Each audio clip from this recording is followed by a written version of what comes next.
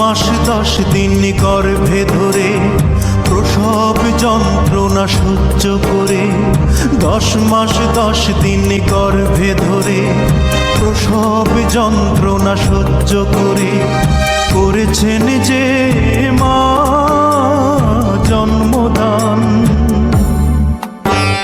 ঘুম পাড়ানি গান শুনিয়ে বুকের রক্ত দুধ বানিয়ে, ঘুম পাড়ানি গান শুনিয়ে বুকের রক্ত দুধ বানিয়ে করিয়েছেন যে মা দুগ্ধ পান। যে মা ছিল বাড়ির রানী সে মা হলো